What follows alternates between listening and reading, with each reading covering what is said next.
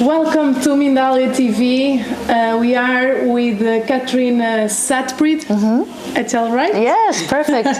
We'll speak about the seasons and the importance of celebrating the seasons. Can you explain it us a little more, please? Sure. Yeah, the seasons in nature in general mirrors back to us extraordinary learning.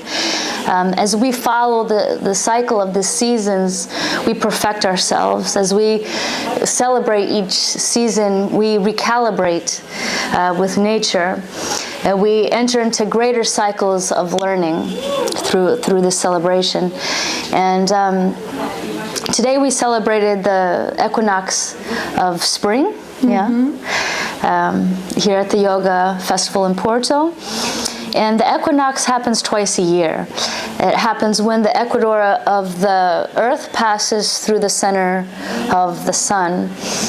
And in the spring rituals, we use the image of the seed, because in the ancient mystic schools, they imitate the agricultural cycles. You know, the seed, you care for the seed, you water it, you make sure it's in the right depth, that has enough water, enough light, and then you celebrate the growth of the plant, right? You know, as it pushes up through the earth, and the ecstatic moment when it reaches the light, and then it no longer needs to grow through resistance. That's why it's ecstatic moment. And then once the plant gets to the light, what happens is it sees, right? When we get to the light, when we're in the dark, we don't see. When we're in the light, we see. The plant, you know, remember, this is a mirror of what happens within us, right?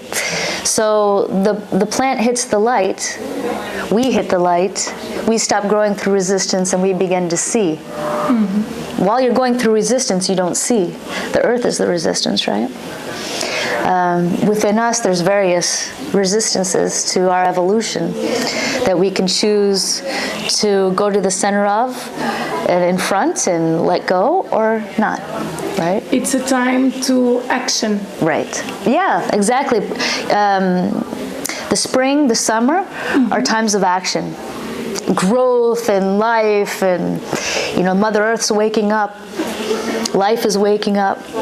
The light is pulling, you know, from the skies, pulling the earth to grow. That the heat wakes her up, and nature, she starts to grow.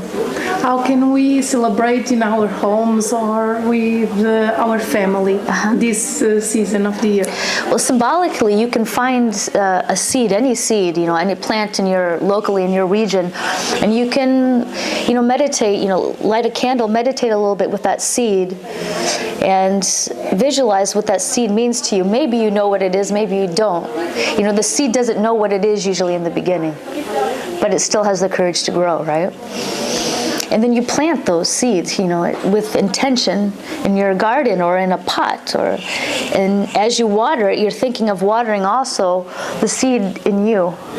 As you care for it, as you watch it grow, you're watching also the seed in you. And remembering the seed has to die. You know, that's also a very important part, that at the very beginning of the process, the seed has to die for the plant to grow. Otherwise, the seed becomes a prison, right? So there's a time where we only grow in darkness. There's a time where we have to let parts of us die. There's a time where we need to accept the resistance, go to the middle of it, let it go. And there's a time where we celebrate the coming of light. So we need to let it go, parts of us. Yeah. Yeah, what holds us back, what causes us... This is the time. Yeah. Spring. Let it go. Okay. Then summer's coming. What do we need to do? Summer is a time of abundance.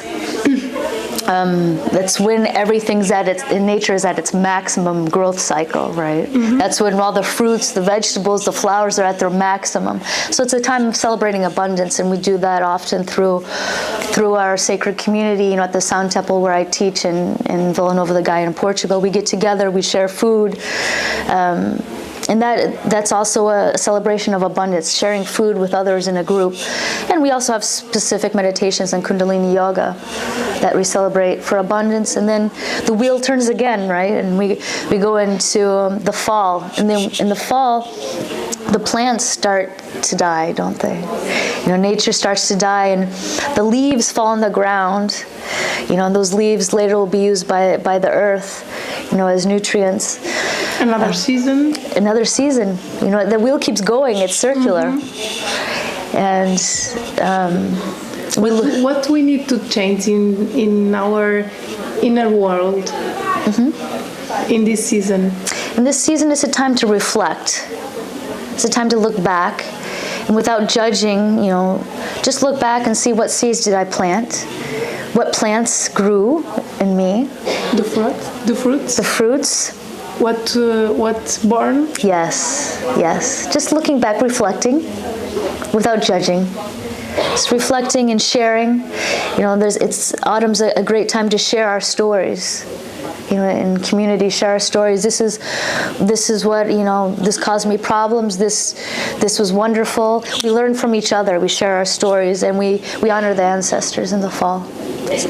We honor the ancestors all the time, but fall, specifically is a time on the wheel that we often honor them. Mm-hmm. And then we go into winter.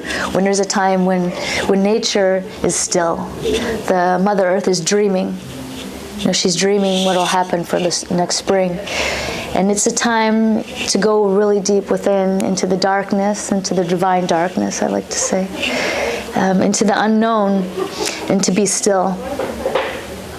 And to prepare our body, to prepare our soul for the next cycle.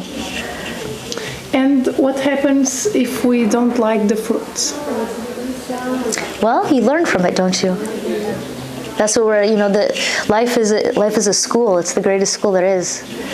But in winter, for example, we can think about it and think to plant another fruits. Yeah, you might plant something different because you're conscious now. You're not just letting anybody throw seeds on you, or maybe not planting anything, because now you're conscious. Okay, that fruit was good, but next season I can plant something better. I can do it. Every cycle you can expand. Nothing is lost. Everything's a lesson. And we can live like that. Yes. It's a great way to live. You talk about one cycle that don't have the end. Yeah, keeps going.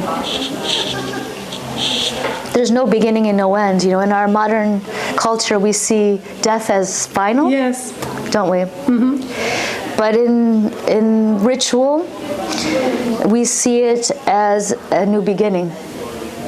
So, Katrina, do you have something or some message that you want to share with the world? Yes. I would like to invite you all to have courage and hope, courage to follow a spiritual path and